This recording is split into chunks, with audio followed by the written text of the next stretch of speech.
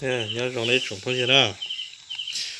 để nó cho qua cho rong cấp phó rồi cho cho rong dọc pla hậu nè lên từ họ món dọc pla giờ cũ nó nè chè để nó uo lên nó hậu lại nè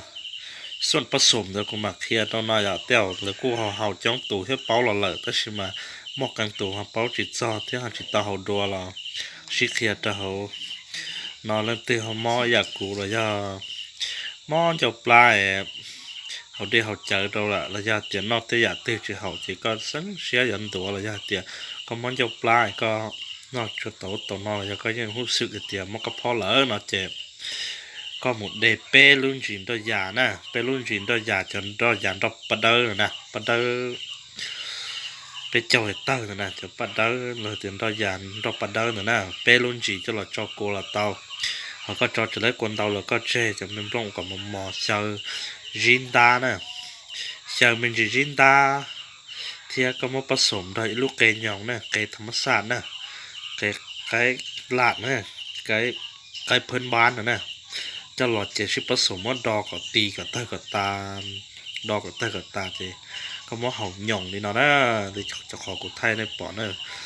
ขั้นตอนกูผสมเนี่ยกูจะต้องไทยในใช้อยากจะมาติดไทยกูโอไลน์กับมันจะรอไทยนะเขานอยากเขาว่าโอไลน์ละเจ็บบ้านอย่ามาเห่าหรือซินะชีจะด่านะเขานอนน่ะเล่นตีเขา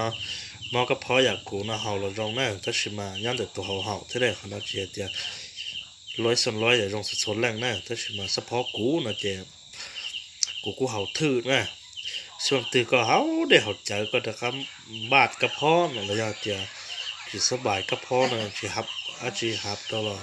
ก็สังเชียยันตัวนะเจ็บก็แต่ข้ามันจะมาตีเห่าอีหรืออ้อหรือตัวสุดเจ็บก็ถ้าข้าเห่าได้เห่าใจเล่นชูจ่านะถ้าชินกูอยากอยากชั่วคอก็อยู่ยอดเตาสุดเทียนกูตุนจีกูรองตุนจีกูเดี๋ยวกูป้อนจุดเตาเทียถ้าชินซัพพอร์ตกูกุนจีนะในตีเงี้ยน่ะล่ะไอ้ตีฮามอนน่ะล่ะผสมในน้ำเห่าชีใช่ปะยรองซัพพอร์ตกูจะกูเห่าน่าถึงนะ